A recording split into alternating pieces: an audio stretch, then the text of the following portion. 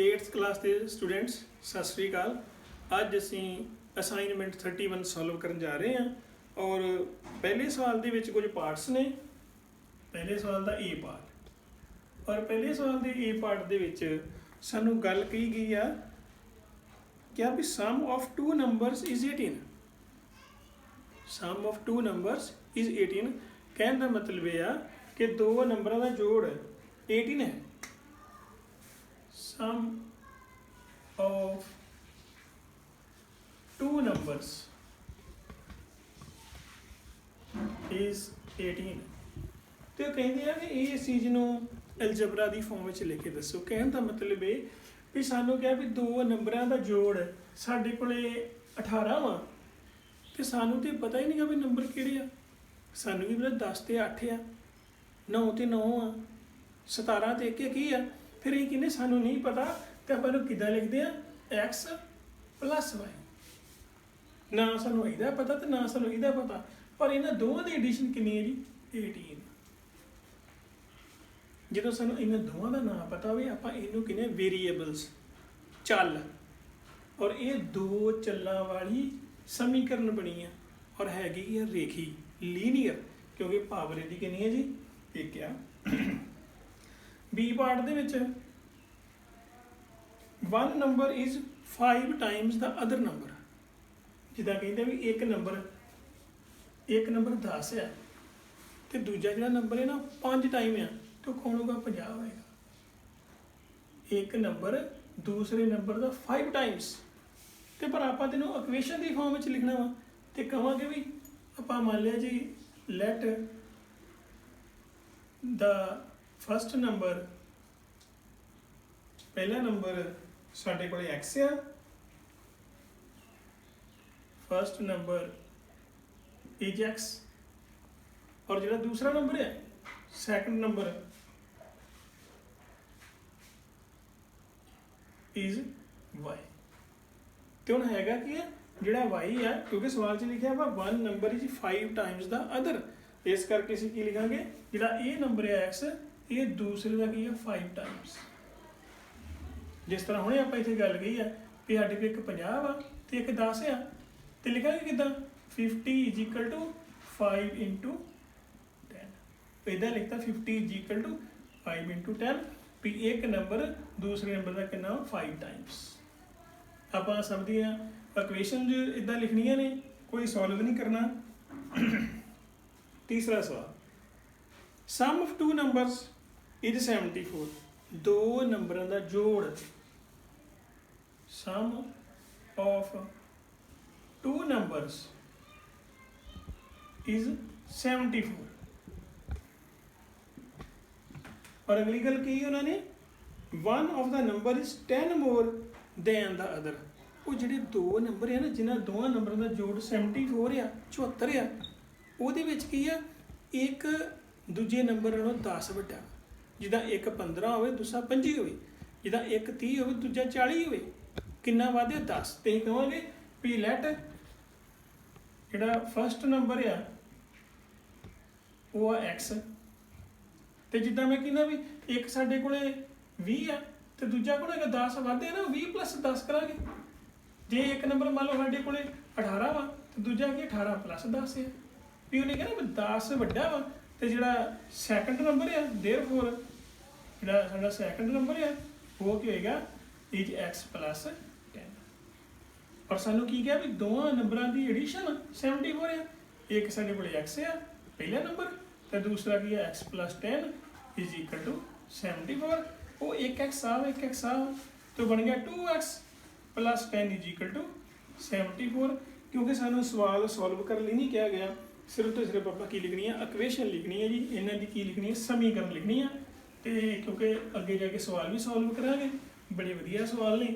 ਬਸ ਸਾਨੂੰ ਇਸ ਜਿਹੜੀ ਪਹੇਲੀ ਦਿੱਤੀ ਹੁੰਦੀ ਆ ਉਹਦੇ ਤੋਂ ਪਹਿਲਾਂ ਕੀ ਲਿਖਣੀ ਹੋਣੀ ਚਾਹੀਦੀ ਆ ਇਕੁਏਸ਼ਨ ਮਤਲਬ ਸਮੀਕਰਨ।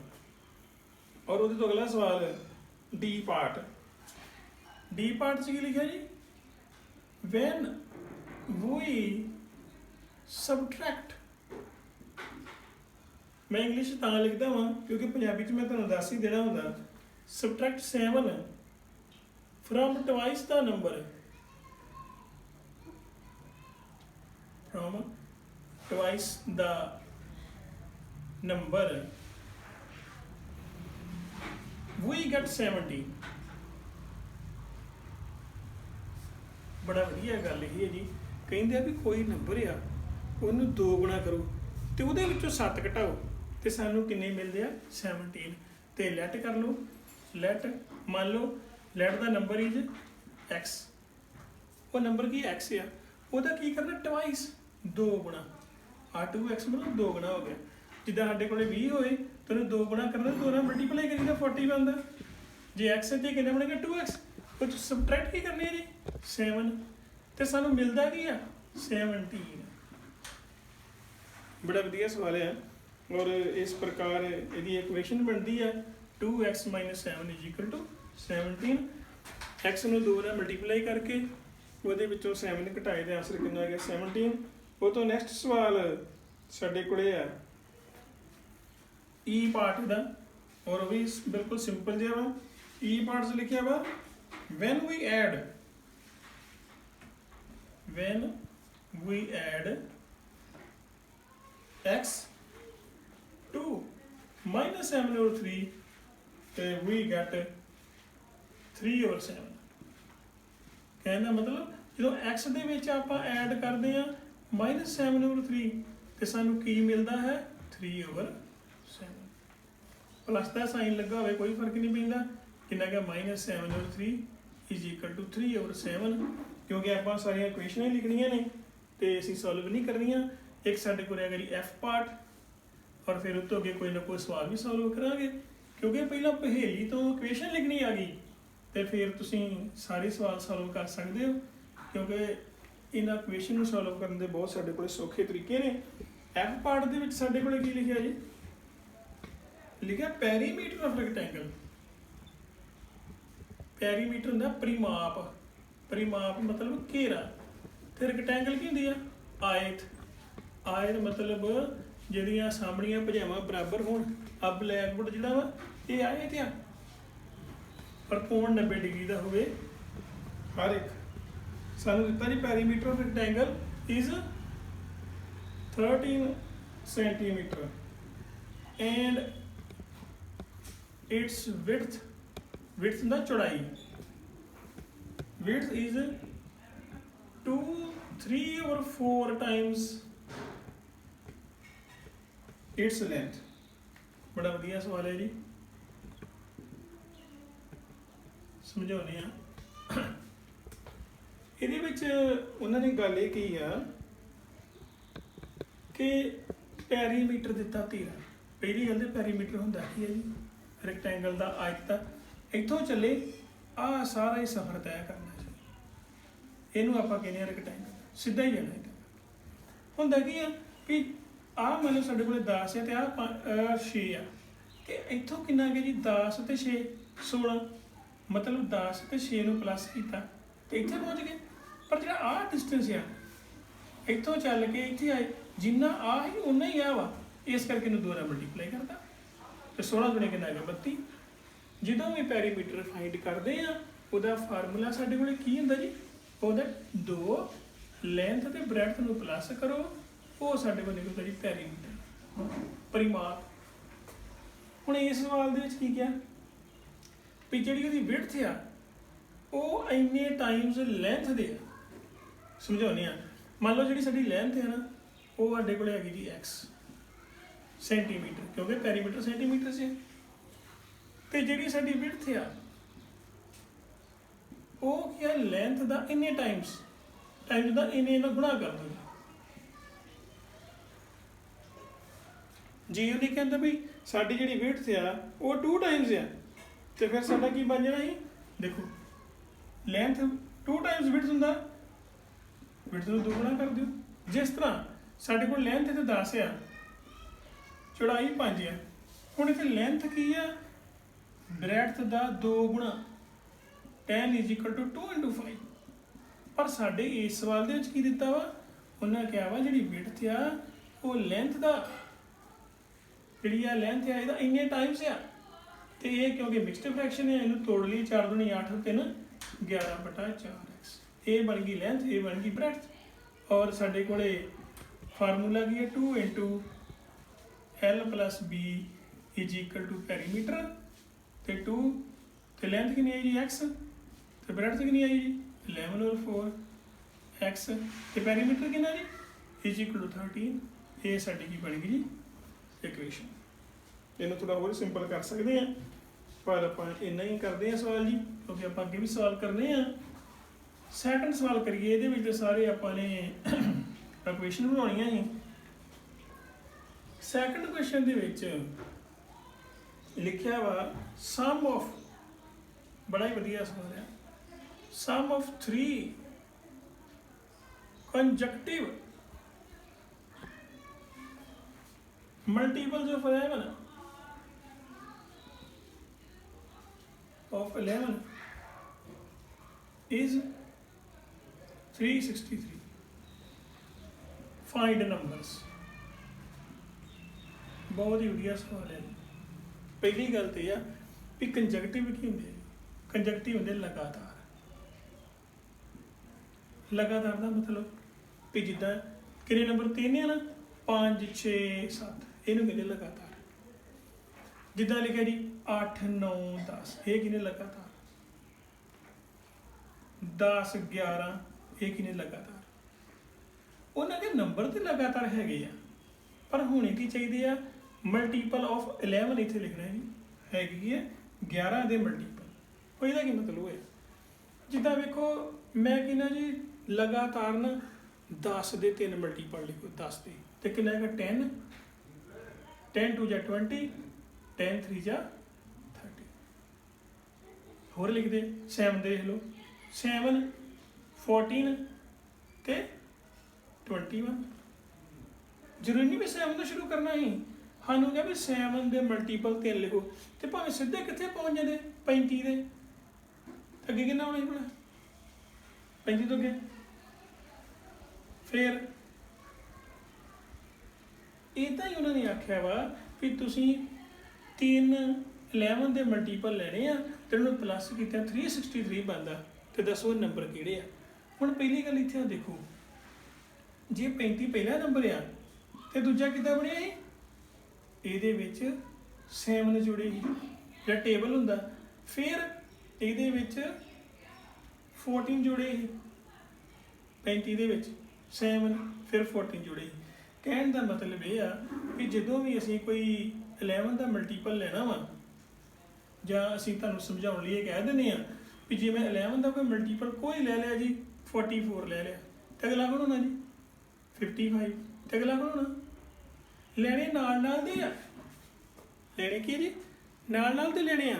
पर हुंदे किदां दे आए जे ये आ 44 आ तो ये 44 च 11 प्लस होया, ये 44 11 ते 11 दो बारी 22 प्लस होया। इस करके असी सानू तो पता ही नहीं कोई नंबर किहड़ा वा पहला, सानू इन्ना पता भी वो मल्टीपल 11 दे आ, ते अगली गल सानू ये पता वा कि 3 नंबर लेने आ, तो तिन्हां दी एडिशन जिहड़ी आ वो कितनी है 363। तो असीं लैट कर लेने आ, let the first number multiple of 11, मतलब 11 के पहाड़े में आउंदा वा वो की है जी एक्स आ। तो फिर सैकंड नंबर क्या होगा, वो की है एक्स 11 जोड़ते, जिदा इतने 44 च 11 जोड़े ना वो अगला आ गया। तो थर्ड नंबर क्या होगा, एक्स किन्ने जोड़ने 22। ये साढ़े को 3 नंबर ने, तो सानू दिता कि तिना नंबर की जी एडिशन आ वो कितनी आ, 3 नंबर एडिशन कितनी है जी x + 11 आ पहला नंबर, आ दूजा, तो तीजा कौन है जी x + 22, इन्हों की एडिशन कितनी है जी 363। लो जी इन्हों आप सॉल्व कर देने और हम इतने x एक है, इतने x एक है, एक कितनी 3 हो गए जी 3x, तो 11 तो 33 हो गए।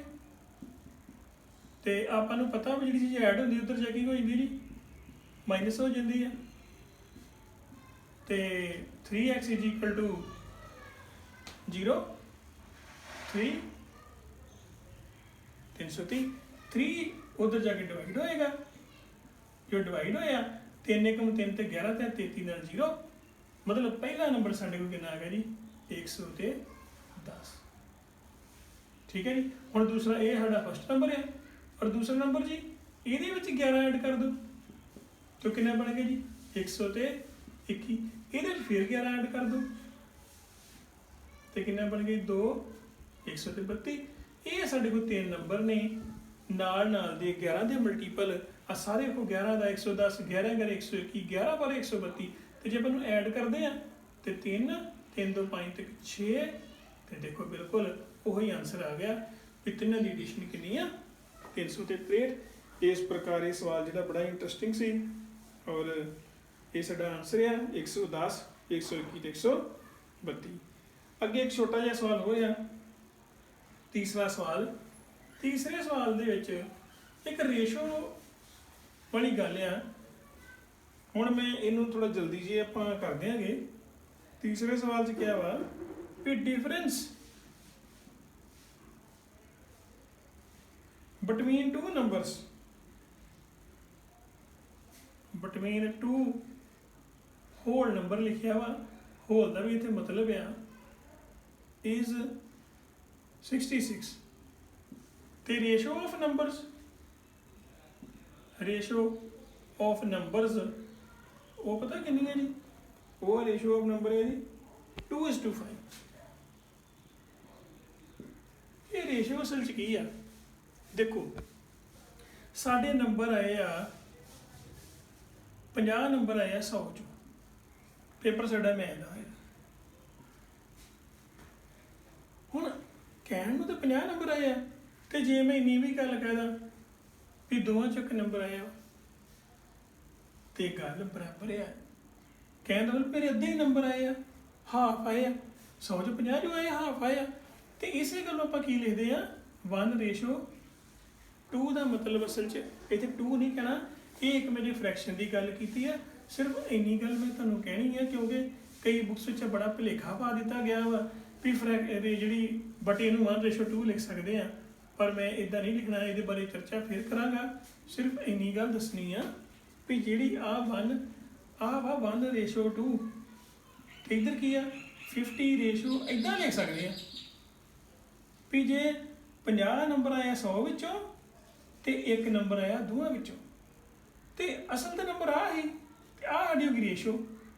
हुण सानूं इत्थे दित्ती है नंबरां दी रेशो ते नंबरस पता किहड़े होणगे let x let the numbers, वो नंबर कौन ने क्योंकि नंबर हुण सानूं पता ही नहीं हुंदा भी ये किस चीज़ का मल्टीप्लाई हो गया चीज़ बनी है आ किहदे नाल मल्टीप्लाई इत्थे 50 नाल मल्टीप्लाई होके बनया, इत्थे 50 नाल मल्टीप्लाई होके बनया, उत्थे सानूं पता नहीं तो कहने भी दोवें ही नंबर की है, एक 2x है तो की है 5x तो उन्हें कहा दोवां दा डिफरेंस 66 है, वड्डा 5x है, इहदे चों निक्का घटाता तो डिफरेंस कितना जी क्या कितना बन गया 3x तो x इज इक्वल टू 66/3 3 एकम 3 ते 22 ते तो x की वैल्यू कितनी हैगी जी 22 जी x की वैल्यू 22 आई है तो नंबर की साढ़े को पहले नंबर की फर्स्ट नंबर वो है जी 2x तो 2 नूं 22 नाल मल्टीप्लाई कर दिए तो बन गई 44 तो जो सैकेंड नंबर है साढ़े को